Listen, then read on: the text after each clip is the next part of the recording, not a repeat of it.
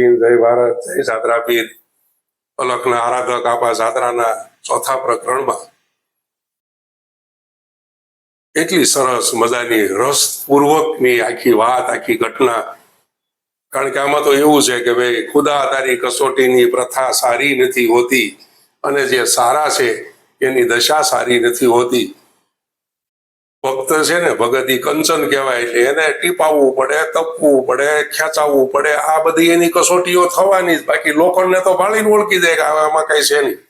પણ આવા ભક્તો આપણા કે જે આવી કસોટીની હેરણે ચડ્યા છે, ત્યારે ખરેખર વાંચતા વાંચતા કે સાંભળતા સાંભળતા આપણી આંખની અંદર આંસુ આવી જાય કે ખરેખર આવા નિર્લભ, નિખાલસ અને નિષ્પાપ અને ભક્ત માણસોને કેટલી બધી, એમાં આપણે સાંભળ્યું જ છે બધું. ઘણી ઘણી કથાઓ છે. મીરાને એટલા દુઃખ પીડ્યા કે નરસિંહને પીડ્યા કે કોઈ પણ. એટલે સમાજ છે એ કોઈ કસોટી વગર છોડતો નથી. હવે આ નાની મોલડીની અંદર આપા રતારે કાઠી ખાચર ભક્તિ કરે, અને ભક્તિ એટલી બધી દિલથી કરે કે એની કોઈ વાત જ નહીં. અને એને મુરલીધર કૃષ્ણ ઉપર સંપૂર્ણ શ્રદ્ધા, અને જ્યારે પણ એ કઈ એનું નામ લેવા બેસે, પૂજા પાઠમાં બેસે, ત્યારે સમાધિ લાગી જાય એવી સ્થિતિની અંદર આવી જાય. એટલે એક તાર થઈ જાય. એટલે એને ઠાકોર ઉપર પૂર્ણ ભરોસો મુરલીધર.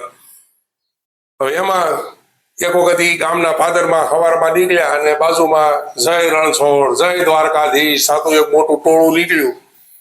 એટલે આપા રતાએ આડા ઉભા રહીને કીધું, અરે બાપ, જય દ્વારકાધીશ, કે જય દ્વારકાધીશ. કોઈ સાધુ હતા, બે ચાર બીજા માણસો પણ હતા. આમ કઈ બાજુ?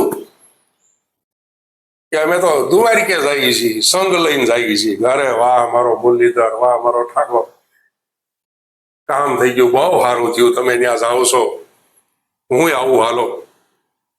એટલે એક સાધુ મહારાજે કીધું કે એના પહેરવેશ ઉપરથી ડોણા વાળો ચોણો પહેરેલો, ભેટ વાળેલી, પાખે તરવાર, પહાબંધી કેડિયું, અને આ બધું જોઈને કે આપા લાગો છો? હા, શું તો આપો. કાંઈ વાંધો નહીં, આવું હોય તો અમારે પડ્યો જ છે, પણ કે હજી તો મારે તૈયારી થોડીક કરીને આવું. તો કે કાંઈ વાંધો નહીં, અમે તો હાલીને જઈએ છીએ, અને હાજે અમે કુવાડવા ભૂગવાના છીએ. કુવાડવાથી સવારે આપણે નીકળવાનો છે સંઘ આગળ.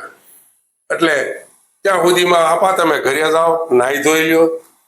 નાહી ધોવાની વાત કરી તો કે મેં તો બાપા ભળકડે નાહી લીધું. એ કે બહુ કહેવાય નાહ્યા ઈ. કારણ કે એ બધી બાબતો ઉપરથી એક મર્મ કર્યો ખાલી છૂપો. કાંઈ વાંધો નહીં, તમે ઘરે જઈ અને ભાતું હારે લેતા આવજો. રસ્તામાં કટક બટક કરવા થાય. અમે જો બધાએ ભાતા લીધા છે, અને ભાતું જ્યાં ભૂખ લાગે, થાક લાગે, ત્યાં ખાઈને પછી સંઘ આગળ વધે. એટલે તમે કુવાડવા અમે રાત્રિ રોકાણ કરવાના છીએ. એટલે આપા હતા એ કીધું કે હાજ સુધીમાં હું કુવાડવે પૂગી જઈશ. ઘરે ગયા, ઘરે વાત કરી આઈને કે મારે દ્વારકા જવું છે, એટલે મને ભાતું કરી દો. એટલે આ એ ઉખડીનો મોટો બધો ડબરો ભગતને આપ્યો, અને આપા હતા છે મોલડીની બજારની અંદર નીકળ્યા. અને સોરે ડાયરો બેઠેલો પરમ જ્ઞાની પુરુષો હોય ત્યાં તો બધા, કારણ કે બધી આખા ગામની રીતિ સીધી ત્યાં જ બેઠી હોય. અને આ કાઠી ભાષાના મર્મ અને છુપા ઘા એ તો જે એમાં હોય એને ખબર પડે. એટલે તરત જ એ ડાયરામાંથી ચોરે બધા બેઠેલા, ને કાવા કહુંબા વાતું નિંદા પૂછલી બધું હાલતું. એમાં આ લોકો ભળી ગયા કે આપો રતો કઈક હાથમાં ડબરો લઈને જાય છે. એટલે એક જણાએ પૂછ્યું, આપા કિસે કિસે? એટલે ક્યાં ક્યાં જવું? કે ભાઈ દ્વારિકે જાતો સા. દ્વારિકે જાતા સા? હા. આ ડબરામાં કામ છે, એમાં હુકડી છે, એ કામ લેવા લીધી. કે રસ્તામાં ક્યાંક હાલતા હાલતા પડે ભૂખ લાગી ગઈ હોય તો કટક બટક કરવા થાય. સંઘ જાતો છે? હા, સંઘ જાતો. જાઓ જાઓ, દ્વારકાધીશને દર્શન કરી આવો, પાવન થઈ આવો, અને મુરલીધર તો તમને દર્શન દેહે. અને વળતા આવો ને તો અમારી હાટું પુણ્યનું મોટું પોટલું, મોટો ગાહડો બાંધીને આવજો, એટલે અમને થોડી થોડી પ્રસાદી દેજો. કાંઈ બીજું કે બસ બીજું કાંઈ નહીં. હવે પછી ત્યાંથી તમે આવો, પ્રસાદી અમે લીધી હોય, પછી તમને સ્વર્ગમાંથી વિમાન તેડવા આવે, વિમાન, ત્યારે અમને ટીંગાવા દેજો, બીજું તો હું.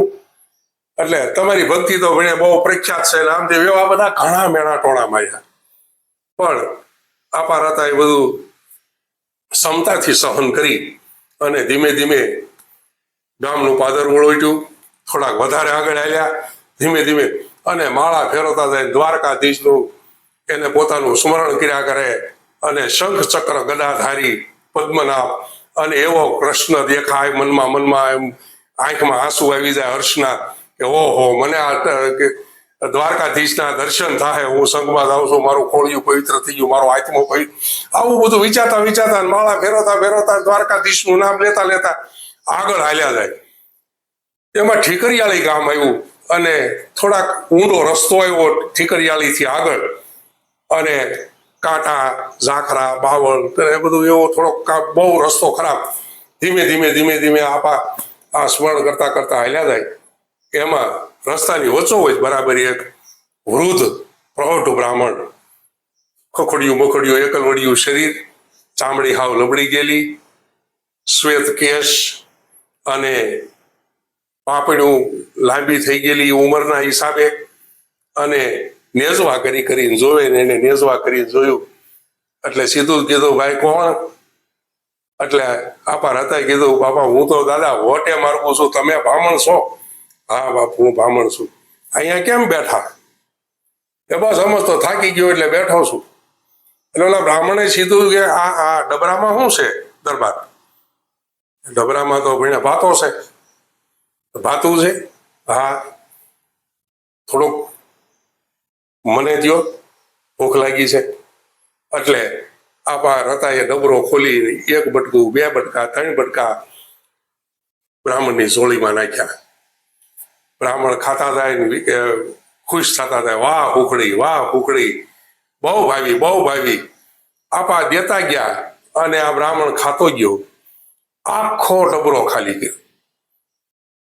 એ કે દાદા તમારું પેટ ઠારો, હું તો કાઠીનો દીકરો છું, સહન કરી લે, કદાચ પીછો તરસો મરી જાવ તો ઠાકોરજીના શરણમાં જાઉં છું, આની જેવી બીજી મને મોક્ષ કયો હોય? દાદા તમે ધરાઈને ખાઈ લો. જ્યાં એ બધું ખવાઈ રહ્યું અને એ બ્રાહ્મણના શરીરની અંદરથી એક મોટો પ્રકાશનો તેજ પુંજ થયો અને આપાર હતા જોઈ રહ્યા, આ શું? અને જ્યાં એને વંદન કરવા જાય ત્યાં તો ઉપરથી એક એવી અવાજ આવ્યો, આપાર હતા દ્વારકા જાઉં છો? હા બાપ, દ્વારકા જાઉં છું, દ્વારકાધીશ પાસે જાઉં છું. આમાં મને કાંઈ સમજાતું નથી. તમને દ્વારકા વાળો અહીંયા દર્શન દે તો એ દર્શન દે તો ઓહો, મારા એવા પાપી ખોળિયાના ભાગ્યથી કે મને દર્શન દે. અને એ પ્રકાશ તેજ પુંજ છે શાંત થયો અને સામે શંખ ચક્ર ગદાધારી મુરલીધર રણછોડરાયજીના દર્શન સાક્ષાત થયા અને આપાર હતા છે એના ચરણમાં પડી ગયા, પગ પકડી લીધા, પણ ત્યાં તો એ મૂર્તિ અદ્રશ્ય થઈ ગઈ. અને જ્યાં એના ચરણ પીડ્યા હતા ત્યાંથી આપાએ પોતાના પૈયાની અંદર એ ચરણ રસ ખોબે ભરીને મોટી ફાટ બાંધી અને એ ફાટ ખંભે નાખી. અને પછી તો એમાં કોઈ ખામી ન રહી, આપા પાગલ જેવા થઈ ગયા. ઓહો, દ્વારકાધીશ તે મને અહીંયા આવીને ઠેઠ દર્શન દીધા. અને મનોમન મને અંદર સ્મરણો સતત, અને સીધા ગામમાં આવી અને બધા હજી તો બપોર જ થયું હતું અને રોંઢા સમયે પાછા આપાર હતા આવ્યા એટલે ટોળી બધી બેઠી હતી. લે આપો પાછા આવી ગયા. હા,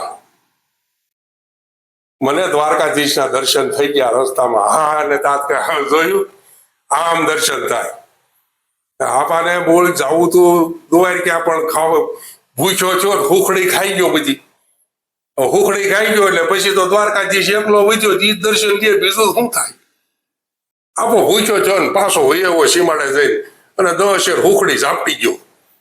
બાકી કાઠીને કોઈ દી ભગવાન બિહારે કાંઈ લેવા દેવા હોય? આવી બધી નિંદા કુથલીઓ કરવા લાગ્યા. આપાએ ગાંહડી છોડી એમાંથી બધાને જે ચરણ રસ હતી એની પ્રસાદી આપવાની કોશિશ કરી કે ભાઈ આમાં કાં છે? અરે કે ભાઈ દ્વારકાધીશના દર્શન જાય એની સરળ રસ છે, તમે પ્રસાદી લઈ લો. એ પ્રસાદી અમારે ન ખપે, તમારી ઘરે જઈને આવા બધા હરુળ હાંકજો કે મને દ્વારકાધીશ મળ્યો, દર્શન થયા, બ્રાહ્મણ હતો, એમાંથી પછી ભગવાન થવકો, આવું બધું તમારે ઘરે હકાય, ડાયરામ ન હાલે. અમારે તમારી પ્રસાદી લઈને જરાય પાવન થવું નથી. અને આપા રતા છે એ દુખી અને ભગ્ન હૃદયે હર કેવી મારી માથે થઈ એવા ઊંડા વિચારો કરતા કરતા પોતાના ફળિયાની અંદર પગ મૂકે છે અને ઘરે આવે છે. જય જાદરા પીર, જય હિન્દ, જય ભારત. આગળના વિડીયોમાં આપણે ફરી મળશું.